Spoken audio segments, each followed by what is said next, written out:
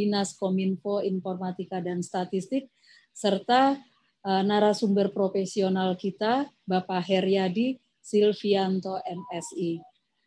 Adapun peserta yang mengikuti acara siang ini terdiri dari pejabat administrator dan pejabat pengawas yang merupakan lurah dan pejabat pengawas lainnya yang berasal dari Badan Penanggulangan Bencana Daerah Provinsi DKI Jakarta dan Dinas Sumber Daya Air Provinsi DKI Jakarta sebanyak 72 orang.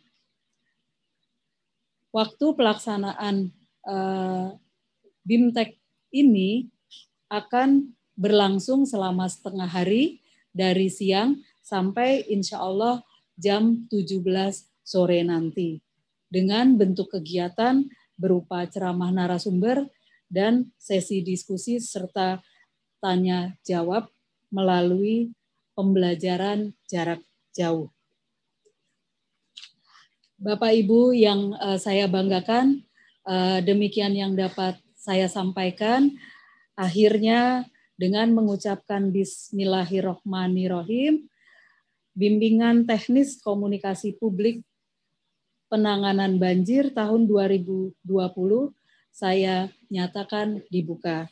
Selamat mengikuti BIMTEK kepada seluruh peserta dan terima kasih pada seluruh narasumber yang bergabung dalam acara ini. Semoga acara ini memberikan manfaat buat kita semua. Insya Allah Tuhan yang Maha Kuasa, Allah Subhanahu wa Ta'ala, selalu membimbing dan memberi ridhonya kepada kita semua. Terima kasih. Billahi taufik wal hidayah. Assalamualaikum warahmatullahi wabarakatuh. Terima kasih Ibu Maria Kiptia, Kepala BPSDM Provinsi DKI Jakarta. Bapak Ibu peserta pelatihan, marilah kita mulai. Namun sebelumnya kami perlu informasikan untuk Bapak Ibu semuanya, jangan lupa untuk mengisi daftar hadir melalui tautan yang sudah di-share oleh tim penyelenggara pada kolom chat di aplikasi Zoom Bapak Ibu semua. Baik, kita mulai. Bimbingan Teknis Komunikasi Publik Penanganan Banjir tahun 2020 yang akan dipandu oleh Widya Iswara Ahli Mudia BPSDM Provinsi DKI Jakarta kepada Ibu Fariha Sulasia MKM. Saya silakan.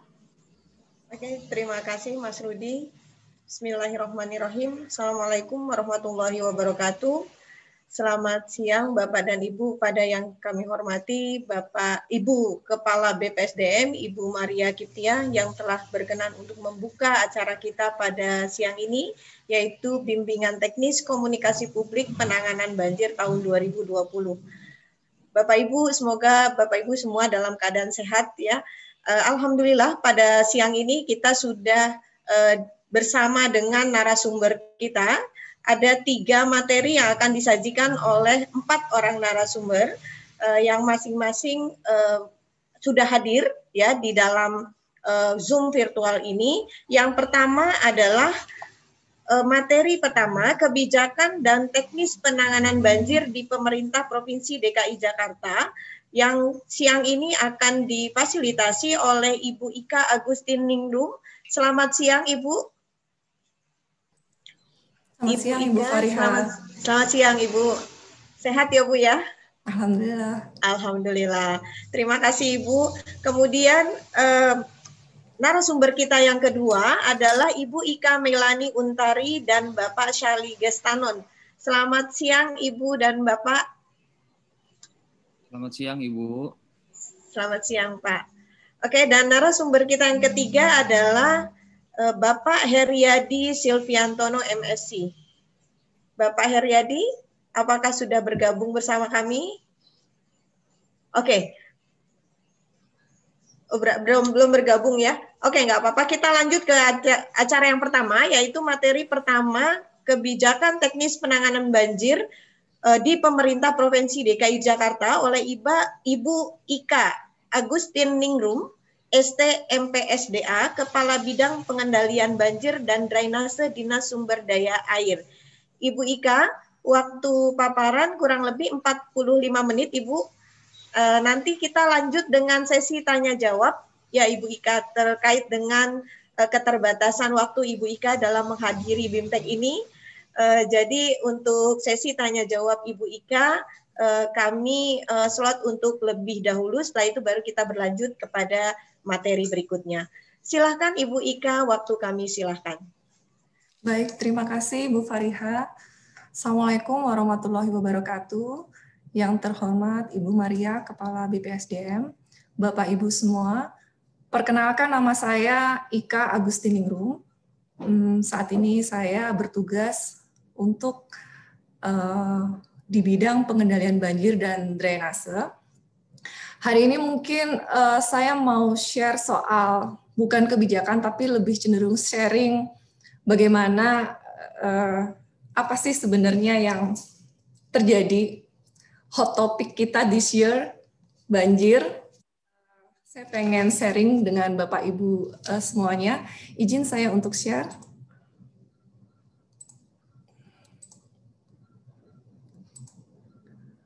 Baik, Bapak Ibu semuanya, siang ini saya akan men-sharekan ke Bapak Ibu terkait dengan rencana pengendalian banjir Dinas Sumber Daya Air dari tahun 2020 sampai dengan tahun 2022. Apa yang akan kita lakukan, program-programnya bagaimana, dan apa saja yang perlu mendapat dukungan dari Bapak dan Ibu semuanya. Baik, terkait dengan kejadian banjir sepanjang tahun 2020 ini, banyak yang menanyakan tentang, kok Jakarta banjir sih, kemudian bagaimana antisipasi Pemprov DKI Jakarta, kok kali-kali kita nggak ada yang ngurus sih, kok kayaknya banjir dibiarkan seperti itu saja. Nah, Bapak Ibu semuanya, perlu saya sampaikan di sini bahwa pengelolaan sistem pengendali banjir ini dibagi berdasarkan pembagian kewenangan antara Pemprov DKI dan Kementerian Umum. Untuk kali-kali yang berwarna orange, itu adalah kali-kali yang menjadi kewenangan Pemprov DKI Jakarta. Kemudian untuk kali-kali yang berwarna biru adalah kali-kali yang menjadi kewenangan dari pemerintah pusat, dalam hal ini kewenangan dari Kementerian Pekerjaan Umum Rakyat, yang untuk Provinsi DKI Jakarta diwakili oleh Balai Besar Wilayah Sungai Ciliwung Cisadane. Kita nggak bisa masuk ke arena ranah mereka. Kenapa? Karena kali-kali tersebut merupakan aset, kemudian merupakan kewenangan, dan kalau kita masuk ke wilayah Kementerian Pekerjaan Umum akan menjadi double account dalam anggaran. Namun, alhamdulillahnya tahun ini, sekitar bulan Juni kemarin, terjadi komunikasi antara Pemprov DKI Jakarta dan Menteri Pekerjaan Umum. Kita sudah bisa masuk di wilayah kewenangan pemerintah pusat, asalkan kita harus rekomendasi teknis dari Balai Besar Wilayah Sungai Ciliwung Cisadane. Ini yang menyebabkan selama ini mungkin Bapak Ibu di wilayah suka ada masukan ke Dinas Sumber Daya Air, itu kali ini kok nggak dikerjakan, ini kalinya longsor kok nggak dikerjakan. Sebenarnya problemnya ada spot-spot, terutama yang warna biru yang kita nggak bisa masuk ke wilayah daerah tersebut. Nah, ini adalah kejadian banjir dari bulan Januari dan Februari tahun 2020 kemarin, di mana dari tanggal 31 Desember sampai dengan dari tanggal 31 Desember sampai dengan tanggal 25 Februari, titik-titik genangan yang terjadi di Pemprov DKI Jakarta. Di bulan Desember ada sekitar 469 RW, di bulan Januari ada 121 RW, Februari ada sekitar 200 RW, dan puncaknya adalah di bulan Februari ada kurang lebih 321 RW. Kesannya adalah banjir kemarin itu benar-benar banjir yang luar biasa. Namun secara pengendalian banjir, kita dari tahun ke tahun mengalami perkembangan yang cukup bagus. Kenapa? Kalau kita lihat dari prosentasi waktu surut banjir, bulan awal tahun kemarin kita lebih cepat dari tahun 2022, 2007, 2013, dan tahun 2015. Nah, prinsip pengendalian banjir di DKI Jakarta ini seperti apa sih? Luasan dari DKI Jakarta adalah sebesar 650 km persegi. Kita mendapatkan kiriman air dari kawasan Jabodetabek, dari Bodetabek, dari Bogor, Depok, Tangerang, dan Bekasi. Kalau kita melihat dari luasan area, kiriman air yang masuk Jakarta yang sebesar 850 km persegi, artinya adalah luasan yang masuk ke Jakarta, air yang masuk ke Jakarta lebih besar daripada luas kota kita sendiri yang cuma 650 km persegi. Bapak Ibu bisa bayangkan kalau Bodetabek hujan secara luasan 850 km persegi itu masuk ke Jakarta, kemudian Jakarta nggak hujan aja. Jakarta dalam kondisi tidak hujan, kemudian laut dalam kondisi tidak pasang, tapi Bodetabek hujan secara bersamaan dan 850 km persegi itu masuk ke Jakarta secara bersamaan, itu saja kita sudah tidak sanggup untuk menerimanya dengan kondisi infrastruktur yang ada. Belum lagi kalau Jakarta sedang hujan atau Jakarta sedang pasang. Terlebih lagi kalau daerah hulu hujan, Jakarta hujan, kemudian pasang terjadi secara bersamaan. Ini yang terjadi pada tahun sekitar 2007 dan tahun 2012. Ketiga kejadian itu benar-benar masuk ke Jakarta. Nah, berdasarkan hal itu semua, apa yang harus dilakukan oleh Pemprov DKI Jakarta? Dalam sistem prinsip pengendalian banjir, kita saat ini membaginya menjadi tiga daerah, yaitu highland area, mid area, dan lowland area. Kalau daerah utara, kalau Bapak Ibu tahu kanal banjir barat ke arah pantai, itu kami mengkategorikannya daerah utara. Itu kami menyebutnya adalah daerah lowland area. Kalau lowland area, sistem pengendali banjirnya udah form itu pasti dengan menggunakan sistem polder dan floodway. Sistem polder itu apa? Sistem polder itu adalah suatu daerah di mana daerahnya lebih rendah daripada tinggi muka air laut maupun kali, sehingga kita perlu mengalirkan kawasan-kawasan itu, mengalirkan air tersebut secara cepat dengan cara apa? Dengan cara infrastruktur pompa pengendali banjir. Itu adalah sistem polder. Kemudian floodway itu apa? Floodway itu adalah suatu jalur banjir. Jika terjadi banjir, maka dia akan dengan cepat mengalirkannya ke laut. Itu yang namanya floodway. Floodway itu contohnya apa? Contohnya kali banjir barat, kemudian kali banjir timur, kemudian kali Sunter, kali Cakung drain, Cengkareng drain, itu adalah floodway. Nah, bagaimana untuk daerah hulu? Kalau daerah hulu, kita harus menahan air-air yang datang dari kawasan Bogor, Depok, Tangerang, Bekasi tersebut dengan cara membangun waduk, situ, embung-embung untuk menahan aliran-aliran air tersebut. Nah, transisi antara highland area dan lowland area itu adalah mid area atau middle area. Middle area ini kawasan seperti Jakarta Selatan, Jakarta Timur, daerah-daerah Kemang, daerah-daerah Mampang. Saat ini kita sedang berusaha untuk menggaungkan, membuat sumur-sumur resapan. Bagaimana kita menahan air di kawasan pemukiman maupun di perkantoran supaya dia tidak membebani saluran-saluran drainase dan pengendali banjir. Nah, ini yang perlu Bapak Ibu ketahui semuanya. Apa sih yang terjadi bulan Januari dan Februari? Kalau Bapak Ibu melihat kali-kali yang ada di sini. Kemudian contoh Kali Ciliwung. Contoh ini Kali Ciliwung. Nah, Kali Ciliwung ini kapasitas desain dari Kali Ciliwung ini adalah 570 meter kubik per detik.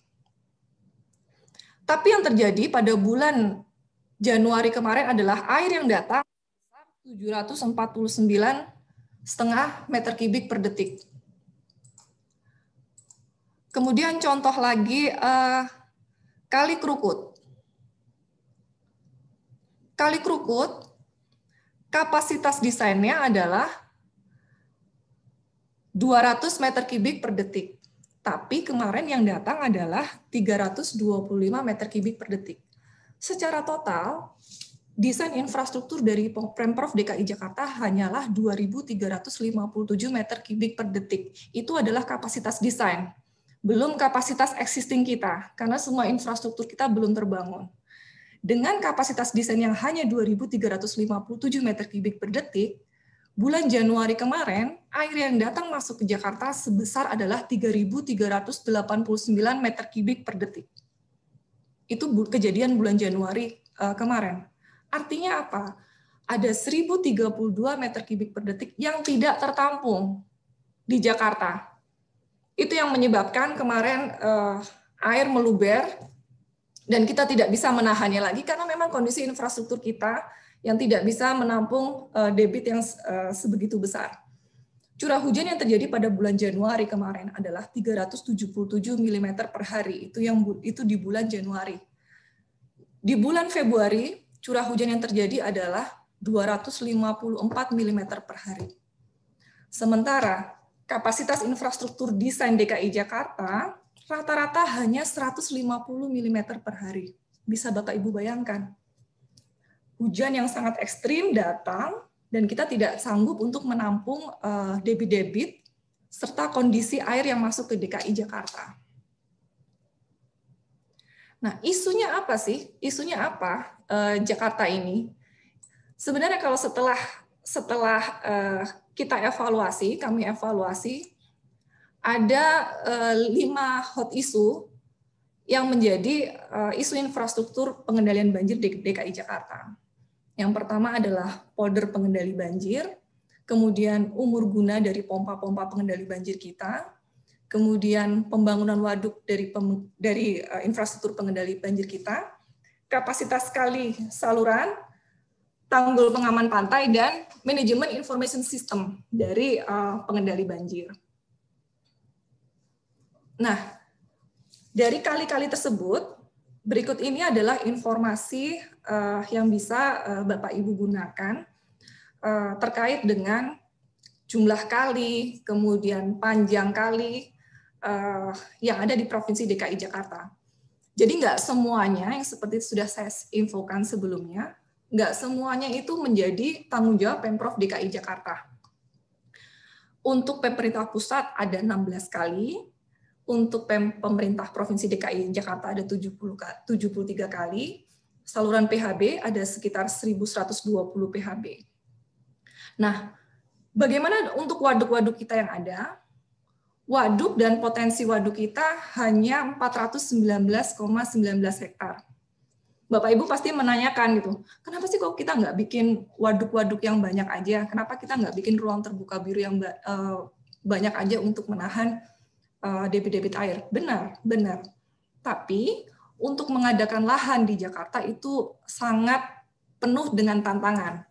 Sehingga bagaimana caranya kita dengan kondisi yang ada, kita memperbanyak tampungan ruang terbuka biru, tidak perlu besar, tapi paling enggak kita bisa menampung debit-debit banjir itu.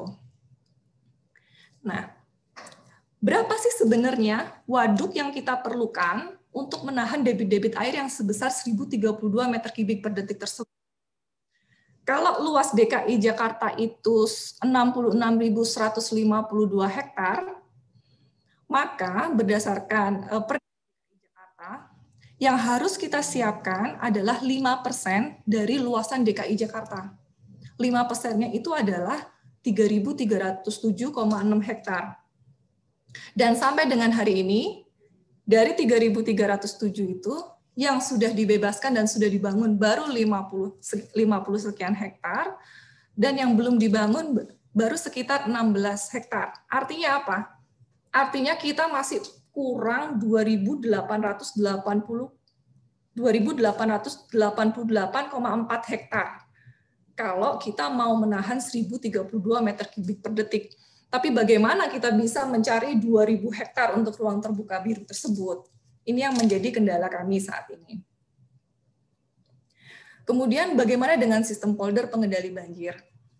Polder pengendali banjir kalau berdasarkan Master Plan Pengendali Banjir, di kawasan lowland area harusnya terdapat rencana 47 polder.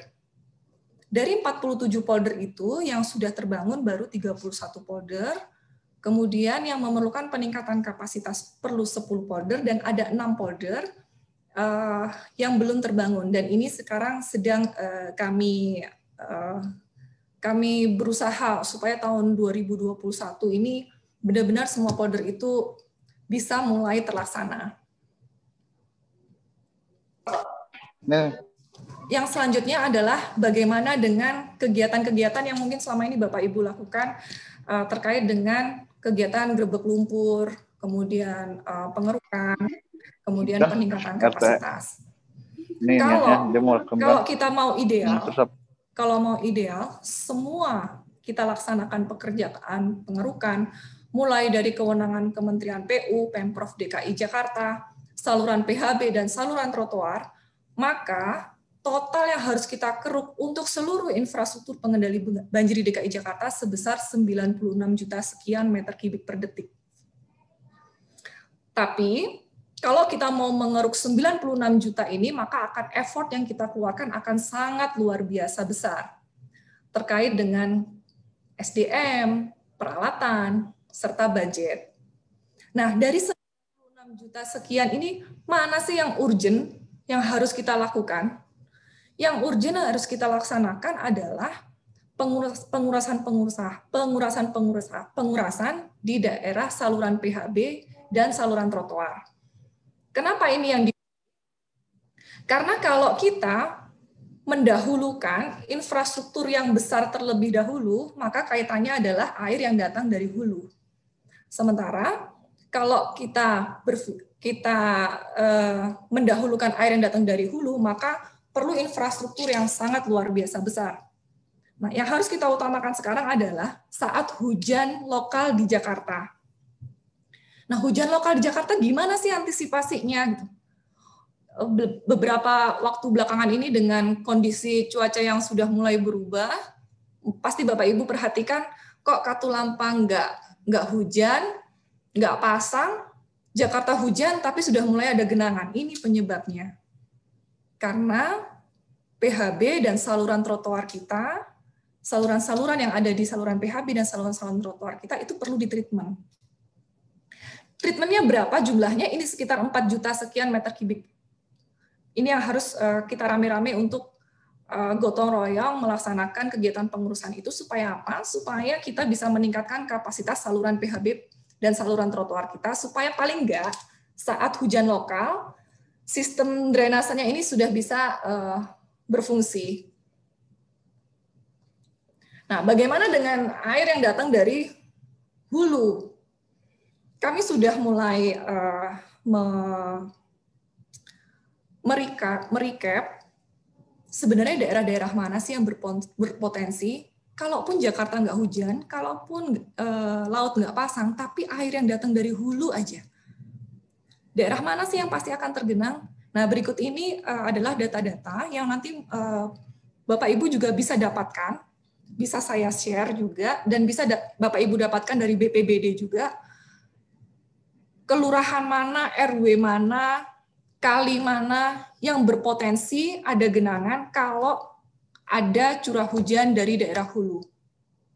Yang jelas, yang pasti pertama kali datang yang perlu menjadi perhatian adalah jelas Kali Ciliwung. Karena Kali Ciliwung adalah gerbang pertamanya operasional dari pengendali banjir di DKI Jakarta.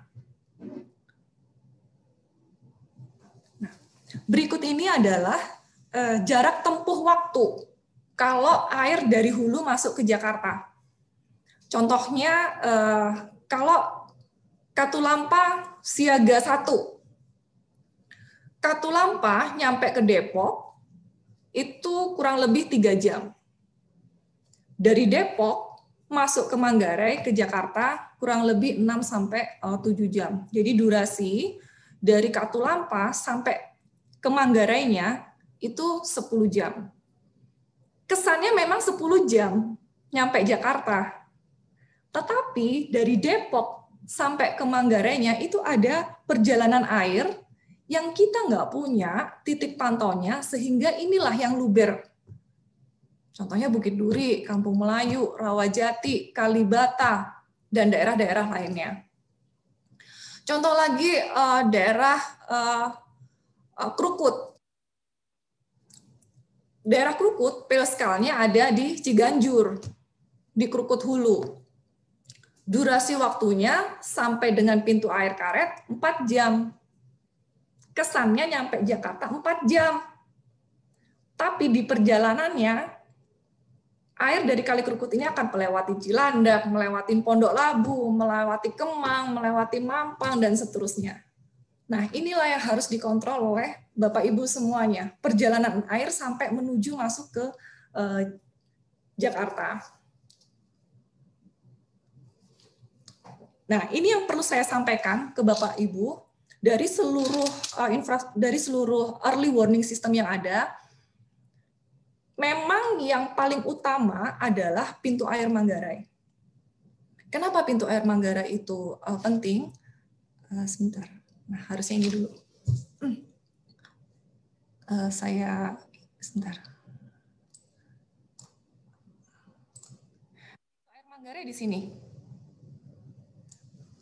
Sementara air yang datang dari hulu, Kali Ciliwung adalah di sini. Ini adalah Kali Krukut. Ini adalah Kali Angke. Kalau Kali Banjir Barat, Kali Ciliwung ini, dia airnya nggak turun, maka Kali Krukut dan Kali Angke, dia nggak akan bisa lari ke Kali Ciliwung.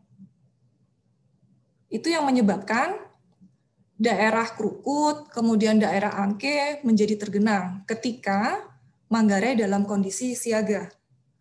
Sehingga antisipasinya apa? Antisipasinya adalah, mungkin Bapak Ibu sering mendengar pintu air Ciliwung Lama Manggarai yang terkait dengan istana. Istana di sini. Nah, kalau seandainya untuk menurunkan pintu air Ciliwung di Kali Banjir Barat ini, kita harus membuka pintu air Ciliwung Lama Manggarai. Untuk apa? Kalau seandainya Bapak Ibu dengar gitu ya, di radio, gitu komando selalu bilang, dorong ke laut. Gitu. Nah, itu maksudnya didorong ke sini. Kita akan dorong ke Marina. Supaya apa? Supaya menurunkan Kali Ciliwung, supaya aliran dari Kali Krukut bisa masuk, aliran dari Kali Angke bisa masuk, dan terutama membantu daerah Rawajati, Kalibata, Bukit Duri, dan sekitarnya, sepanjang Kali Ciliwung, supaya apa? 1 cm penurunan muka air itu sangat berarti buat mereka. Tapi perlu saya sampaikan di sini, Bapak Ibu semuanya, mengoperasikan pintu air Ciliwung Lama Manggarai ini nggak sekedar buka tutup pintu seperti biasa. Ini yang suka ribut antara Jakarta Timur, Jakarta Selatan, terutama Jakarta Pusat. Mbak Ika, kenapa dibuka? Daerah saya kebanjiran gitu. Yang ini yang Jakarta Pusat dibilang ini istana loh, nanti tergenang. Jakarta Pusatnya komplain, Jakarta Timurnya, Mbak Ika cepetan dibuka, ini udah banjir gitu. Jakarta Timurnya komplain, Pak Wali Jakarta Selatan cepetan, ini Krukutnya udah tinggi gitu. Itu yang menjadi kompleks. Kenapa gitu? Karena kapasitas dari Kali Ciliwung Lama Manggarai ini hanya 50 meter kubik per detik. Dari kapasitas desain yang tadi sudah saya sampaikan bahwa kapasitas dari Ciliwung Lama itu 570 meter kubik per detik. Bapak Ibu bisa bayangin kalau yang Januari kemarin air yang datang 700 meter kubik per detik, tapi yang bisa kita alirkan cuma 50 meter kubik per detik, artinya 600 meter kubiknya itu kemana? 600 600 meter kubiknya ya lari ke banjir kanal barat. Mau nggak mau. Sebentar. Supaya jelas.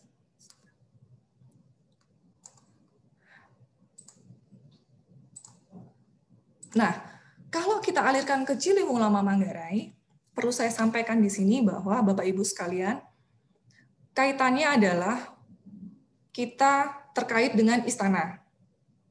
Satu. Kemudian bagaimana kalau laut pasang? Kalau laut, kenapa kaitannya sama istana? Kalau laut lagi pasang di pintu air Marina, kita akan mengalirkannya lewat Kali Ciliwung Juanda dan Kali Ciliwung Gajah Mada. Kemudian masuk ke anak Kali Ciliwung, masuk lagi ke Kali Jelakeng, masuk ke Waduk Pluit. Nah, di segmen inilah yang berbahaya Bapak Ibu sekalian. Kita melewati istana, melewati istilahnya zona 1 kalau di kami. Zona 1. Kenapa kita alirkan ke Waduk Pluit? Kita punya pompa besar di sini. Di pompa Pluit, totalnya 49 meter kubik per detik. Dan kami juga punya pompa Pasarikan di sini, totalnya 30 meter kubik per detik. Dari 50 meter kubik per detik tadi hanya mampu dipompa sebesar 49 meter kubik per detik dan 30 meter kubik per detik. Kalau yang datang cuma 50. Dan kalau yang datang dari hulu aja. Bagaimana kalau Jakarta hujan? Artinya lebih dari 50 meter kubik per detik yang harus kita pompa. Nah, saya senang banget dalam kesempatan ini bisa ketemu Bapak Ibu semuanya. Saya lihat juga ada dari Bapak Ibu Kecamatan dan Kelurahan, jadi saya bisa menyampaikan hal ini. Ini yang menyebabkan ketika dalam kondisi siaga 2 dan siaga 1, yang Jakarta Timur, komplain ini, yang Jakarta Selatan, komplain ini, Jakarta Barat, komplain ini, Jakarta Pusat, komplain ini. Saya memahami, sangat memahami keberadaan sekalian di depan warga dalam kondisi banjir. Namun ada kondisi infrastruktur yang harus kita ketahui bersama dan harus ada kondisi curah hujan yang harus kita ketahui bersama bahwa enggak semuanya loh curah hujan yang datang bisa langsung kita pompa, bisa langsung kita alirkan. Ini yang harus kita ketahui bersama. Kalau yang datang cuma 150 mm per hari, itu ready semua infrastruktur kita. Tapi kalau yang terjadi seperti bulan Januari kemarin, itu mau infrastruktur sebesar apapun, pasti nggak akan bisa menampungnya. Nah pertanyaannya, Ika gimana nih progres pembangunan Waduk Ciawi dan Sukamahi, kemudian Sodetan Ciliwung KBT yang dijanjikan oleh Kementerian Pekerjaan Umum. Perlu saya sampaikan di sini, Bapak Ibu semuanya, itu baru berprogres dan rencana realisasi operasinya baru awal tahun 2022. Mereka mungkin kemarin diinfokan ada refocusing dan mereka juga ada pengalihan anggaran dan sebagainya. Mohon izin Ibu Ika, waktunya 7 menit lagi Bu. Iya. Nah ini yang terakhir dengan kondisi pompa-pompa kita. Selama ini mungkin yang Bapak Ibu pernah dengar bulan Januari kemarin pompa-pompa kita terendam, kemudian pompa-pompa kita bukan tidak beroperasi, tetapi dan ini yang harus disampaikan ke publik bahwa pompa-pompa pengendali banjir ini punya SOP. Contoh pompa Pluit. Pompa Pluit itu dia bisa baru nyala di elevasi muka air minus 1,9. Kenapa sih kok baru mulai di elevasi minus 1,9? Karena pompa itu punya pipa hisap. Jadi kalau kita di rumah, pipa untuk menghisap airnya. Dia punya keterbatasan untuk memompa. Jadi ada elevasi-elevasi tertentu yang memang dia baru bisa memompa di elevasi sekian. Nah itu yang harus dioperasikan. Kenapa sih nggak dioperasiin semua? Itu pompanya mati, itu pompanya standby, itu kan begitu. Nah, pompa itu sama dengan mesin. Jadi kalau misalkan pompanya ada 4, nggak mungkin kita akan menyalakan 4 pompa sekaligus. Secara operasional pasti kita akan buat backup cadangan. Jadi pada saat operasional akan kita operasikan 2 dulu. Kenapa? Kalau 2 sudah berfungsi, baru 2 yang lainnya berfungsi. Atau mungkin 3 yang kita operasikan, 1 untuk cadangan. Kenapa? Kalau semua pompa kita nyalakan dalam waktu yang bersamaan, tiba-tiba kolaps, habis Jakarta. Kita nggak punya backup cadangan untuk mengendalikan Jakarta lagi. Kira-kira itu Ibu, sekilas saya sebenarnya pengen sharing banyak banget saya sharing, itu saya senang banget kemarin waktu dihubungin Bu Maria bisa men-sharingkan ini ke teman-teman wilayah. Mungkin di sesi diskusi kita bisa diskusi lebih lanjut. Terima kasih banyak Ibu. Assalamualaikum warahmatullahi wabarakatuh. Waalaikumsalam warahmatullahi wabarakatuh. Terima kasih Ibu Ika. Hal menarik ya, karena memang kebetulan pesertanya juga para manajer wilayah nih Bu Ika.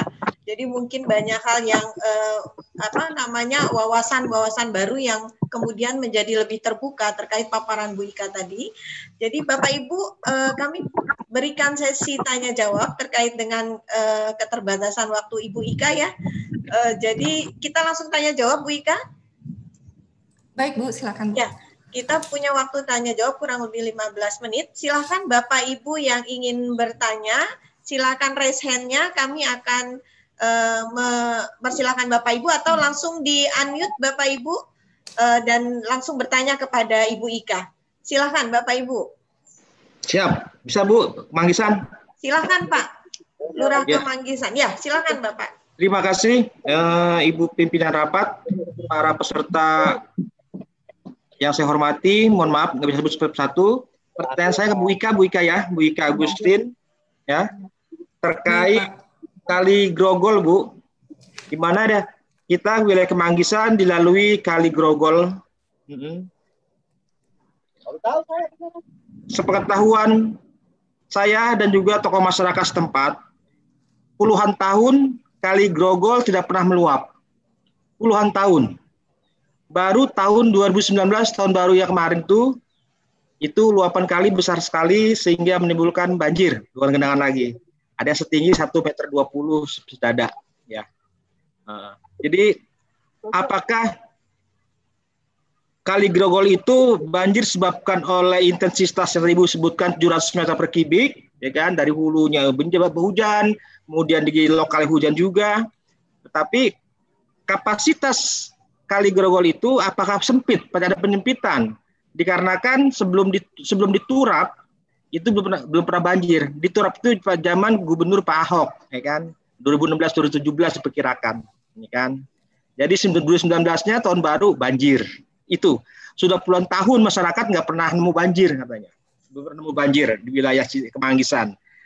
Kemudian untuk kalau saya lihat Kali Grogol itu dari arah selatan Bu, tarik, ya kan. Itu ada, saya buka di Google Map, pernah lihat ada pintu air yang mengarah ke kali ya ada codetan pintu air, dan juga arah yang mau ke Kali Grogol, ada mau ke Kali Ali Angke atau apa. Apakah dengan SOP hujan besar ataupun hujan di hulu, apakah alirannya ke arah Kali Grogol semua, apa dipecah dua atau bagaimana, seperti apa supaya kita nggak kebanjiran banyak seperti itu, karena kaget masyarakat puluhan tahun, 25 tahun, 30 tahun masyarakat bilang Pak Lurah ini nggak pernah banjir, ya kan? Ya, saya mau bilang apa? Saya kan Lurah baru di sana baru 2 tahun, ya kan? Dalam 2 tahun kurang, baru 2019 pertama kali tahun jadi Lurah nggak pernah banjir.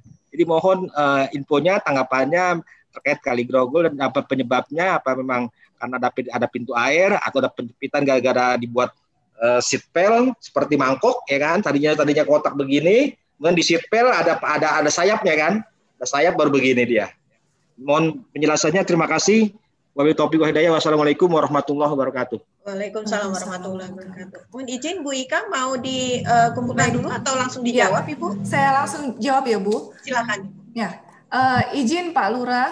Jadi kalau kondisi banjir bulan Januari dan Februari nggak cuma di Kali Grogol, untuk seluruh kali bisa dipastikan itu karena durasi curah hujan, Pak Lurah.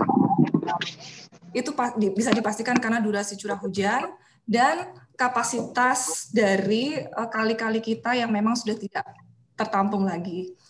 Nah, oleh itu sebabnya mumpung ada banyak lurah di sini, Pak Gubernur melalui Ingup 52 meminta para camat dan lurah membuat alat ukur curah hujan di masing-masing kelurahan.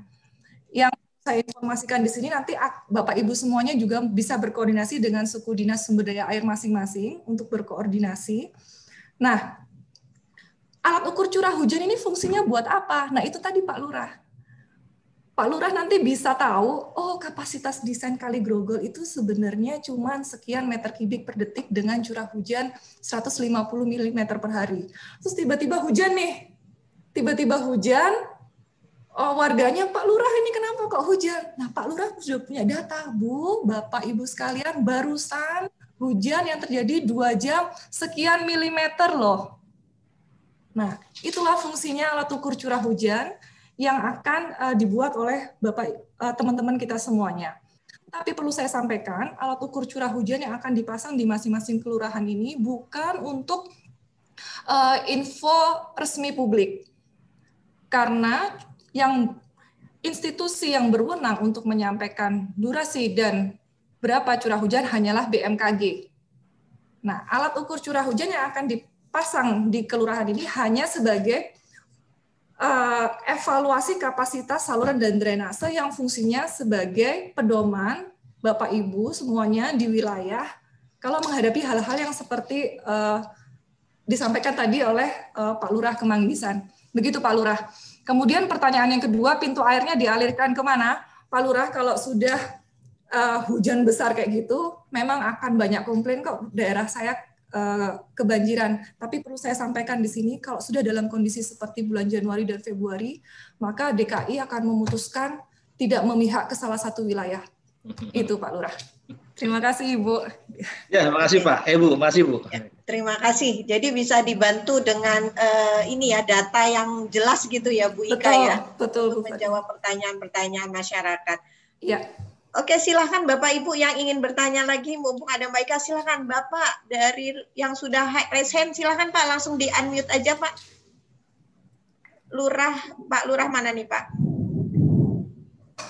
Karet ya Pak ya? Rawajati. Bu. Oh, ada Keramat Jati, ada Karet. Silakan. Rawajati. Ya, ada Rawajati. Silakan Pak. Setelah Rawajati nanti ya. Pak Lurah Karet ya Pak. Bismillahirrahmanirrahim. Assalamualaikum warahmatullahi wabarakatuh. Waalaikumsalam. Yang terima kasih atas waktunya kami dari Kelurahan Rawajati, Ibu Ika ya. Kami tadi mendengarkan paparan dari Ibu Ika masalah dari hulu ya. Kalau Rawajati biasanya emang dari Ciliwung, Ibu, akibat meluapnya Kali Ciliwung. Kalau menurut kami, urutan biasanya kan dari Katulampa untuk mencapai pintu Depok, pintu air Depok, dan Manggarai ya Ibu ya? Iya, Bu. Tadi kami juga Ibu menginformasikan bahwa istilahnya buang ke laut. Kalau menurut kami, kalau buang ke laut itu istana tidak mempermasalahkan itu Bu ya? Lurus ya dia? Buang ke laut gitu ya? Ke DKI gitu, buang ke laut itu maksudnya nggak masalah, pintu air itu dibuka nggak masalah gitu ya? Ya, tapi tetap dengan kapasitas tertentu di pintu air Ciliwung Lamamang. Bukan buang ke laut, Pak, dorong ke laut. Oh, dorong ke laut ya. Iya. Dorong ke laut, kami juga dengar Ibu, kami juga sering. Kalau ada sudah ada dorong ke laut, nah itu berarti artinya bagaimana caranya kita akan push pintu air Marina buat buka supaya bisa lari ke laut secara cepat, Pak. Ya, itu Ibu kemarin ada kejadian hari Sabtu dini hari Ibu. Kalau kami di Rawajati itu ada RW 7 itu masuk atau meluap Ciliwung itu sekitar pukul 1.30 dini hari. Kami juga air itu dengan cepat naik, rata-rata itu hampir ya 50 sentian Ibu ya. Terus tadi Ibu juga menyampaikan masalah meluapnya, juga ada aliran air ya. Kalau menurut kami, air itu sebenarnya penuhnya itu pertama di Manggarai dulu Ibu. Setelah Manggarai penuh, baru meluber ke daerah ke belakang. Jadi kalau menurut kami di Manggarai itu penanganannya lebih awal ya. Karena biasanya kalau saya lihat di TV, saya juga monitor banjir di Rawajati, lihat di TV banyak sampah di pintu Manggarai, pembersihannya itu pagi. Harusnya malam itu juga Ibu. Jadi kami juga kalau di lingkungan atau kami dari BPPD juga dimonitor. Jadi maksimal itu kalau genangan instruksi dari pimpinan tidak boleh lebih dari 6 jam ya Ibu ya. Iya. Jadi kami juga menginformasikan, kami ditanya tiap setengah jam itu gimana Pak Lurah keadaan gitu dari BPBD. Sedangkan kami kan hanya menunggu apabila di Manggarai itu udah terurai gitu. Jadi kami mohon, kami di lingkungan juga udah berusaha Ibu, pada kerja bakti, ada pembersihan saluran.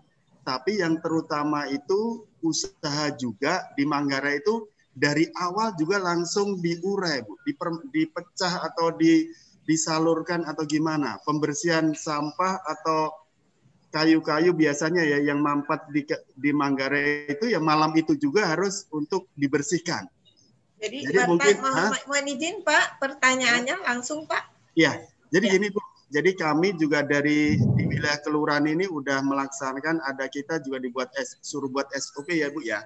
Kami juga mohon dibantu karena kami juga, saya sendiri melihat di TV kemarin hari Sabtu malam itu kejadian mulai meluap itu mulai jam 1.30 dini hari. Tapi di TV kami melihat di Manggarai itu mulai pembersihan pintu air Manggarai itu mulai jam 6 pagi gitu loh Bu. Jadi mohon malam itu juga, jadi untuk mempercepat surutnya di wilayah kami gitu Bu, di wilayah kelurahan yang dialirin. Kalau di Manggarai sana cepat disalurkan atau diatur, ya mungkin di wilayah kami ya lebih cepat lagi. Mungkin itu Bu yang kami sampaikan. Oke, terima kasih Pak. Bagaimana Ibu Ika ingin ditanggapi karena ini rasanya usulan begitu ya? Silakan Bu Ika. Terima kasih Pak Lurah Rawajati. Jadi Pak, sebenarnya kalau sudah ada info dari Katulampa dan Depok, itu Manggarai pasti sudah sebelum air datang sudah menurunkan air secepat-cepatnya Pak. Kita udah kosongkan Ciliwung sampai elevasi 570. Jadi kalau ini informasi juga nggak cuma buat Pak Lurah Rawajati, untuk semua lurah yang ada di bantaran Kali Ciliwung bisa dicek Pak. Kalau misalkan Katulampa atau Depok dalam kondisi siaga, Bapak Ibu bisa langsung cek ke Manggarai kalau mereka sudah mulai menurunkan air di kondisi 570 dan 580, itu artinya sudah mengosongkan Kali Ciliwung dari awal. Itu yang pertama, supaya ketika nyampe ke Jakarta, ke Manggarai sudah siap untuk menampung. Kemudian terkait sampah Pak, izin, kalau Bapak kan melihatnya di TV ya Pak ya, baru diangkatnya pagi. Jadi sebenarnya Pak sudah diangkat dari air datang sebenarnya Pak. Saya juga sangat appreciate banget dengan teman-teman dari Dinas Lingkungan Hidup. Mereka 24 jam Pak di Manggarai. Jadi sebenarnya sudah diangkat dari malam. Dan dalam kesempatan ini saya juga mengucapkan terima kasih banyak untuk seluruh lurah dan kecamatan yang sudah bahu-membahu membantu Dinas Sumber Daya Air dan BPBD ketika air sudah mulai datang ke Jakarta. Itu terima kasih Bu Fariha. Ya, terima kasih. Terima kasih Pak Lurah Rawajati dan Ibu Ika. Berikutnya Bapak Lurah Karet ya Pak ya. Silakan Pak. Assalamualaikum warahmatullahi wabarakatuh.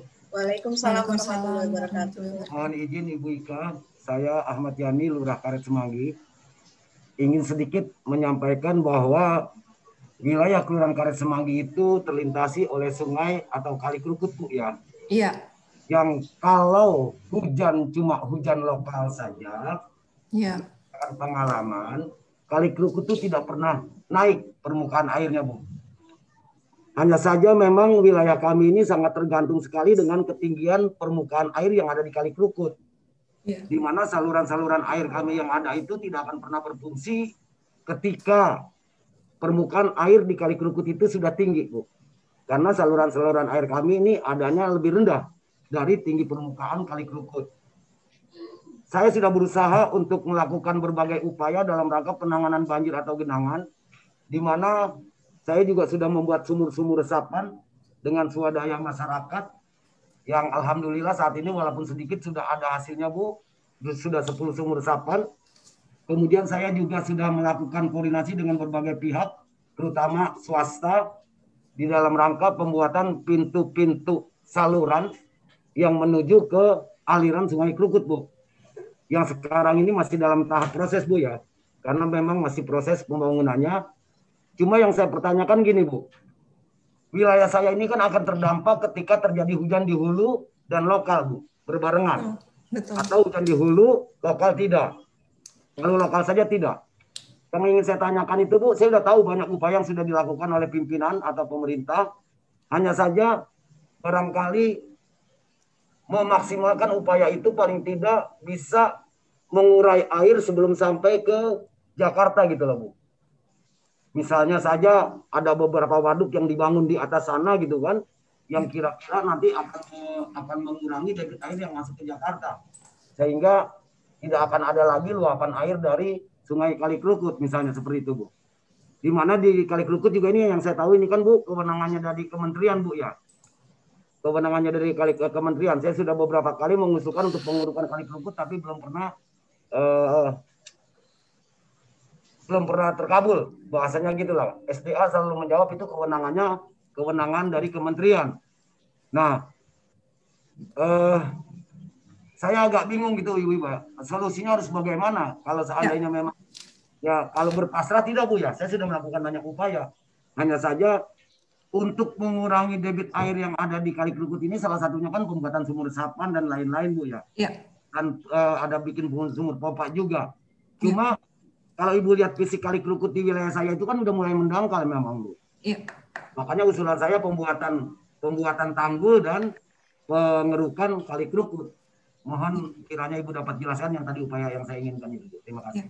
Ya. Silakan Ibu Ika. Baik. Nah, kebetulan nih Pak Lurah menanyakan hal tersebut.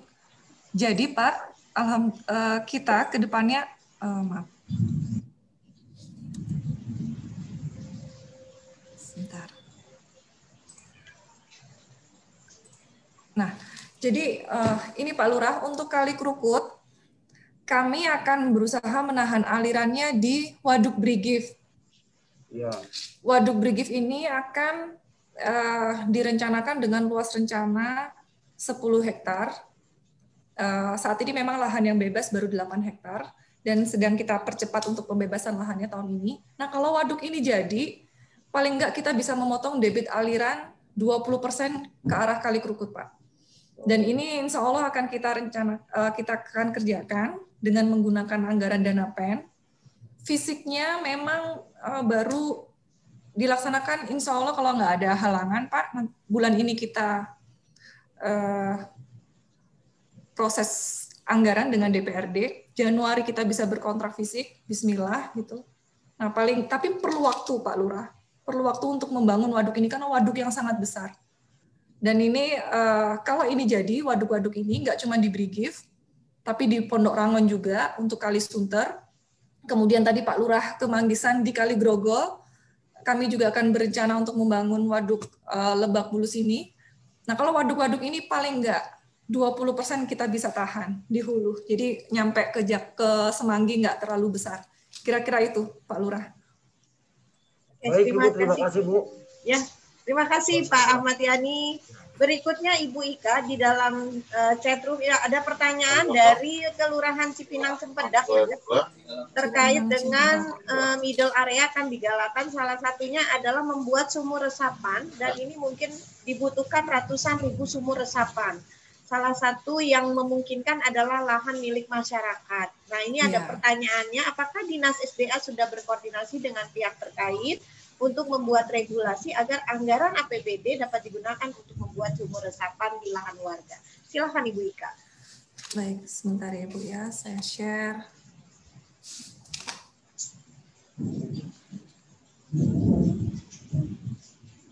Aku nggak bisa. Sebentar.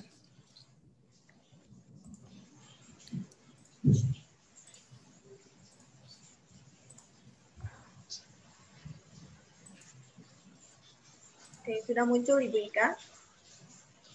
Ya, jadi untuk sumur resapan memang target kita Pak di tahun 2000, Bapak Ibu semuanya tahun 2020 memang kalau untuk menggunakan anggaran APBD baru difokuskan untuk daerah RPTRA, gedung Pemda, sekolah, masjid, kantor kelurahan, kecamatan, dan taman kota. kita memang belum bisa masuk ke lahan warga. Kenapa? Secara aturan memang tidak diperkenankan. Tetapi ada 3 upaya yang bisa dilaksanakan, yaitu dengan membangun sumur resapan yang sekarang sedang kita bangun secara sukarela oleh teman-teman Dinas SDA.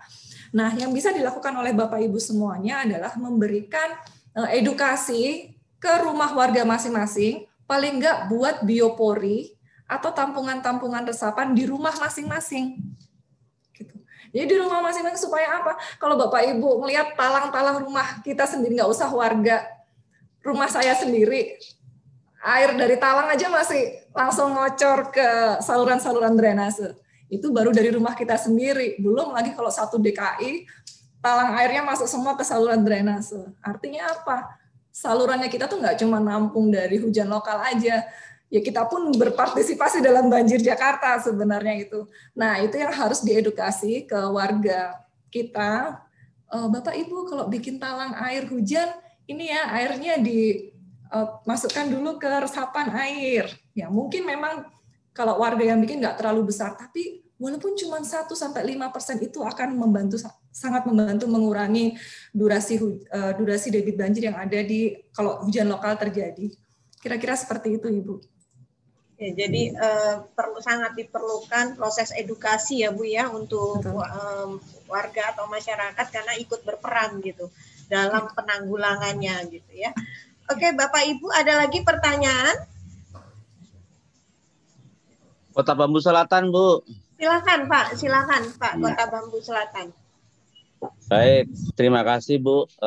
Di Kelurahan Kota Bambu Selatan itu ada yang sering banjir di RT 5 RW 1. Posisinya adalah di samping tanggul BKB, Bu, gitu. Di sana ada pintu air yang mana itu ada kewenangan pemerintah pusat, BPWSCT loh katanya gitu. Iya. Nah, itu pintu air itu kalau seandainya air kalinya itu pas naik tinggi, otomatis pintu air ditutup karena itu sebagai jalur masuk buangan dari pemukiman.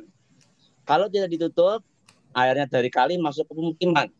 Tapi ketika ditutup, kalau hujan terus-menerus, maka pemukiman tetap banjir karena nggak bisa buang air. Yeah. Barangkali bisa diberikan solusi, Pak, Bu, itu adalah bagaimana kalau dibangun pompa.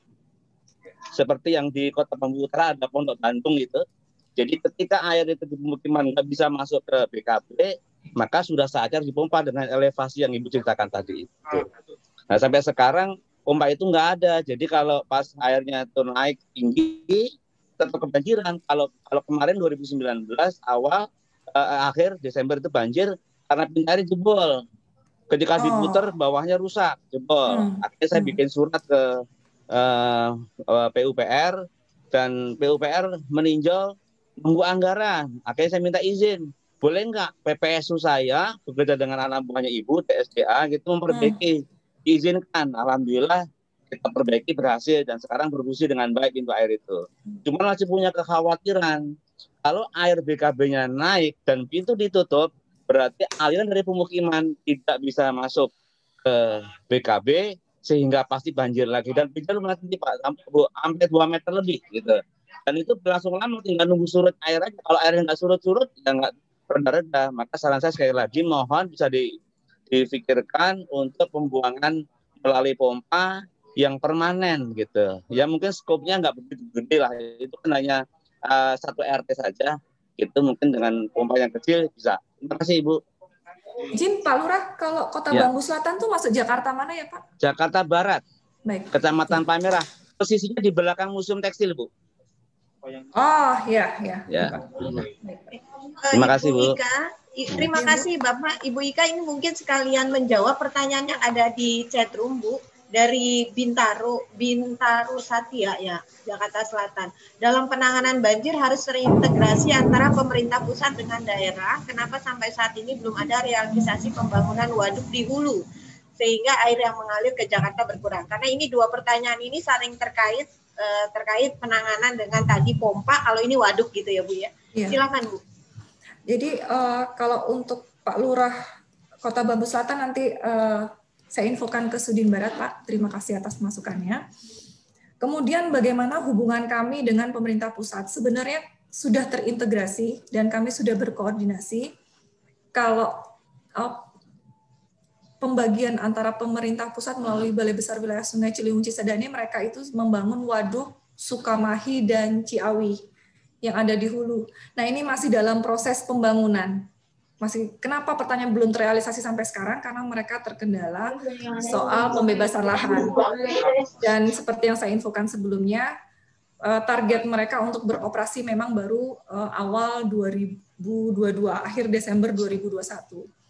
Apalagi ada kendala COVID, jadi mereka agak sedikit terdelay, tapi sedang berproses dan kita komunikasi terus. Kemudian yang kedua, selain waduk itu pembangunan sodetan Kali Ciliwung ke KBT. Nah, ini juga sudah berproses. Penlognya yang mengeluarkan Pemprov DKI. Jadi sebenarnya sudah terintegrasi ini semua dan sudah berkomunikasi terus.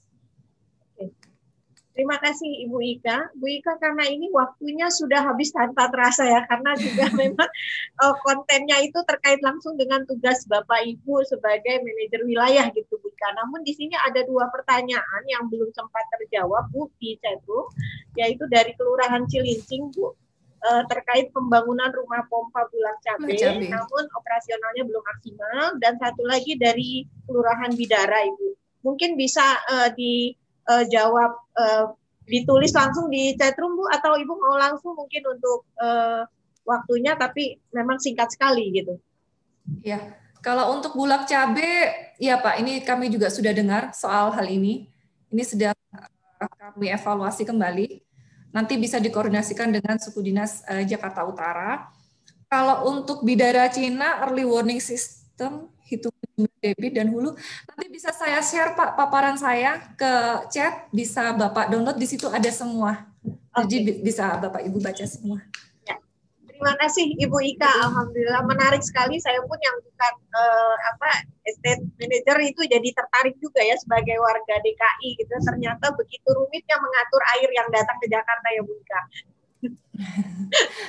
Oke, terima kasih Ibu Ika. Banyak sekali wawasan yang kita dapatkan dari Ibu Ika, ilmu-ilmu yang sangat praktis dan memang real terjadi di lingkungan di Jakarta. Alhamdulillah Ibu Ika, mohon izin Bu Ika untuk lanjut kepada sesi materi berikutnya. Baik. Terima kasih Ibu Fariha, Ibu Maria dan Bapak Ibu semuanya. Saya mohon izin pamit karena ada rapat selanjutnya. Sebelum pamit saya akan share nomor telepon dan alamat email saya jika mungkin ada pertanyaan. Kalau misalkan lagi ada kondisi-kondisi saat banjir bisa langsung menghubungi saya. Terima kasih banyak atas kesempatannya. Assalamualaikum warahmatullahi wabarakatuh. Waalaikumsalam warahmatullahi wabarakatuh. Terima kasih Bu Ika.